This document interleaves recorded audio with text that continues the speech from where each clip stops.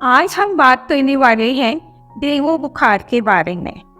क्योंकि डेंगू के मामले आजकल बहुत ज़्यादा हो रहे हैं और इसके बारे में सही जानकारी होना जरूरी है।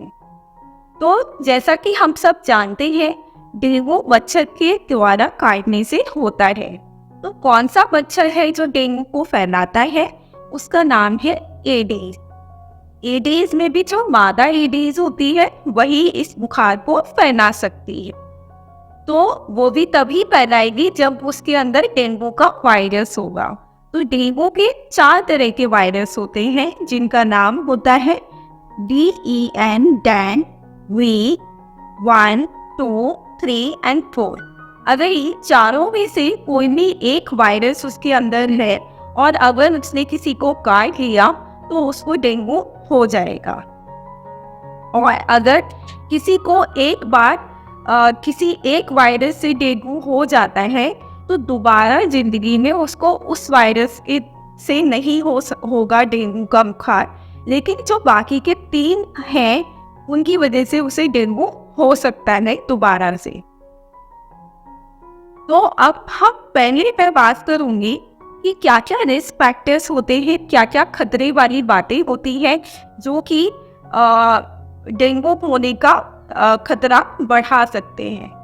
तो पहला है, अगर आप ऐसे इलाके में रहते हैं या ऐसे इलाके में आप सफर करके आए हैं जहाँ पे कि डेंगू बहुत ज़्यादा होता है तो आपको डेंगू होने का खतरा ज़्यादा है। दूसरा, आपको पहले डेंगू एक बार हो चुका है तो दोबारा से दूसरे जो वायरस हैं उनसे होने का खतरा है। और अगर दोबारा हमें दूसरे वायरस से डेंगू होता है तो उसमें हमारे जो डेंगू बुखार है वो और भी ज़्यादा खतरनाक तरीके से आता है। तीसरा, अगर कोई गर्भावस्था में कोई महिला है, गर्भवती जो महिला है, उनको अगर एडीज मच्छर ने काट लिया जिसके अंदर डेंगू का वायरस था तो उसको डेंगू होने का रिस्क ज़्यादा है और उससे उसके बच्चे को भी हो सकता है, जिसकी वजह से उसका बच्चा समय से पहले पैदा हो सकता है या कम वजन का पैदा हो सकता है या उसको उसकी बच्चा जो है वो मर भी सकता है। तो ये सारे रिस्क फैक्टर्स होते हैं जो कि डेंगू होने के खतरे को ज़्यादा कर सकते हैं। अब हम बात करेंगे कि अगर किसी को डेंगू हो जाता है तो कैसे ये डेंगू का बुखार अलग अलग चरण में जाता है। तो सबसे इसमें 3 फेजेस होते हैं, 3 चरण होते हैं। एक होता है फेब्राइल बुखार वाला फेज, दूसरा होता है क्रिटिकल गंभीर वाला फेज, तीसरा होता है रिकवरी यानी जब हम उभरने लगते हैं, ठीक होने लगते हैं।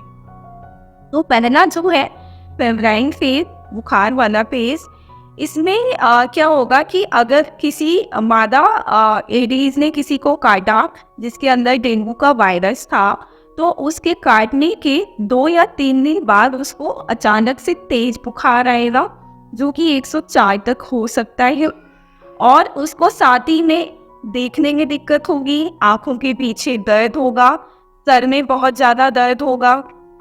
इसके साथ ही उसको मांसपेशियों में, हड्डियों में, जोड़ों में बहुत ज़्यादा दर्द होगा, उसको बहुत ज़्यादा थकान होगी, उल्टी हो सकती है।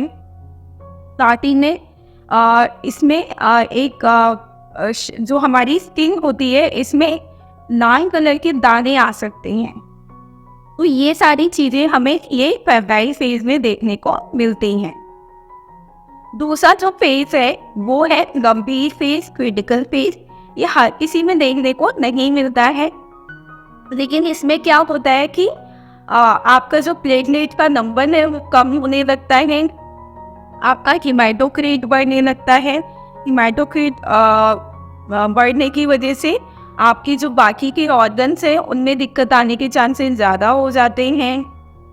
इसके साथ ही आपको इसमें कुछ खतरे के निशान होते हैं जो देखने को मिल सकते हैं, वार्निंग साइंस होते हैं, जैसे कि आपको बहुत ज़्यादा पेट में दर्द होगा, साथ में आपकी उल्टी बंद नहीं होगी, आपको नाक से, मुंह से पेशाब के साथ या लैट्रिन के रास्ते में खून आ सकता है, सांस लेने में दिक्कत हो सकती है, हार्ट में दिक्कत आ सकती है। तो ये सारी चीज़ें आपको क्रिटिकल फेज में देखने को मिलेंगी। इसमें क्या होता है कि जो हमारी खून की नसें होती हैं उनसे पानी बाहर निकलने लगता है, जिसकी वजह से शरीर में पानी कहने लगता है और पानी की कमी होने लगती है और खून जमने लगता है खून की नसों में। उसकी वजह से हेमाटोक्रेट बढ़ने लगता है और अगर आपके पेट में पानी भरने लगेगा तो आपको एसाइटिस हो सकती है। एसाइटिस मतलब आपका पेट तन जाएगा, आपको लेटने बैठने में खाने में बहुत ज़्यादा दिक्कत होगी। अगर छाती में पानी भरने लगता है तो आपको सांस लेने में दिक्कत हो सकती है, आपके लीवर पे असर आ सकता है, आपके हार्ट पे असर आ सकता है। तो ये जो चीज़ है ये क्रिटिकल फेज में देखने को मिलती है और ये वाली फेज हर एक मरीज में वो ऐसा ज़रूरी नहीं है। और अगर किसी मरीज में ये फेज आता है तो ये इमरजेंसी कंडीशन में उसमें मरीज को तुरंत अस्पताल लेके जाना बहुत ही ज़रूरी हो जाता है। इसके बाद आता है रिकवरी फेज। जब आप इस बुखार से ठीक होने लगते हैं तो आपका प्लेटलेट काउंट बढ़ने लगेगा, हेमाटोक्रेट कम होने लगेगा, धीरे धीरे आपको जो परेशानियां हो रही थी उससे राहत मिलने लगेगी।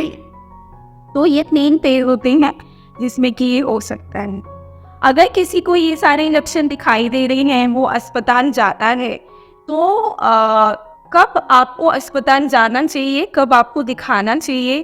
तो अगर जैसा कि मैंने बोला आपके अंदर वार्निंग साइंस दिख रहे हैं, अगर आपके उल्टी जानी बंद हो रही हैं, शरीर में पानी भरने लगा है, खून बहने लगा है, सांस लेने में दिक्कत हो रही है, तो आपको तुरंत अस्पताल जाना है, डॉक्टर को दिखाना है।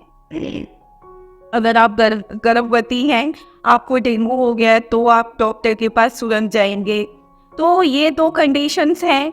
और अगर आपको पहले एक बार डेंगू हो चुका है और दोबारा से हो जाता है तो फिर आपको डॉक्टर को दिखाना बहुत ही ज़रूरी हो जाता है। तो जब आप हमारे पास आते हैं तो कुछ खून की जांचें होती हैं जो की जाती हैं, जैसे कि हम प्लेटलेट का नंबर देखेंगे। अगर प्लेटलेट कम हो रहा है तो वो एक इशारा करता है कि डेंगू हो सकता है। इसके साथ ही एक NS1 एंटीजन टेस्ट होता है जिसमें डेंगू के वायरस को टेस्ट किया जाता है। तो ये जांचें होती है जो आपकी कराई जाएंगी और इससे कंफर्म हो जाता है कि आपको डेंगू है। तो इसमें क्या इलाज को होना चाहिए उसके बारे में बात करेंगे। अगर आपको सिर्फ बुखार आ रहा है, खतरे के निशान नहीं हैं, तो आपको सिर्फ पैरासीटामोल खानी है बुखार के लिए। इसके साथ कोई भी और दवाई नहीं लेनी है, जैसे कि एस्पिरिन या ब्रूफेन नहीं खानी है। उसको खाने से खून बनने का रिस्क और ज़्यादा हो जाता है। सिर्फ प्लेन पैरासीटामोल खानी है जो कि 2 खुराक में आती है, 500 मिलीग्राम में भी आती है, 650 मिलीग्राम में भी आती है। अगर आप 500 मिलीग्राम PCM का पैरासीटामोल का सेवन कर रहे हैं तो वो आप दिन में 4 बार खा सकते हैं, और अगर 650 मिलीग्राम का सेवन कर रहे हैं तो वो दिन में 3 बार खानी है।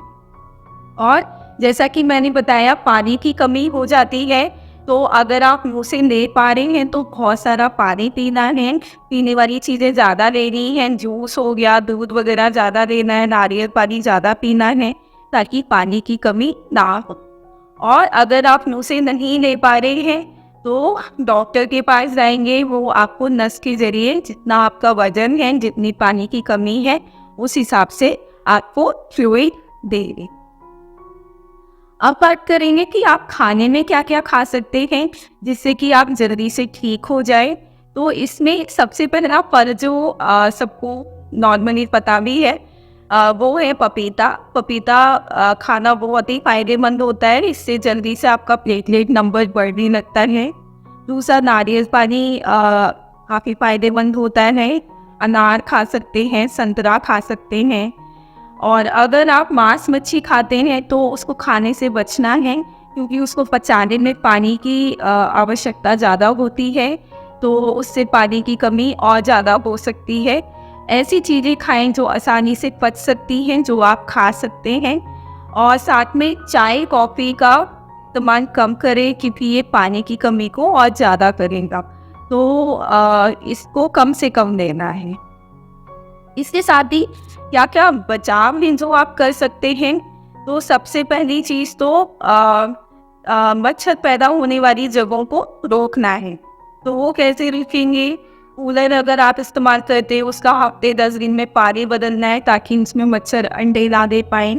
अगर आपके घर में गमले हैं तो उसमें पानी नहीं भरने देना है। स्टार्टिंग में अगर आप जानवर पालते हैं तो उनकी साफ सफाई का, उस जगह का ध्यान रखें, ताकि वहाँ पे गंदगी से मच्छर ना पैदा हों।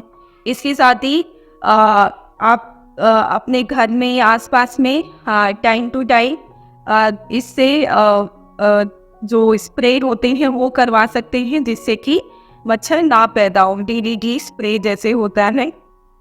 इसके साथ ही आप मच्छरदानी का इस्तेमाल करें। बच्चों को खुद को फुल बाजू के ड्रेसेस पहनाएं, फुल पैंट पहने, जूते मोजे पहने, ताकि मच्छर आपको काट ना पाए।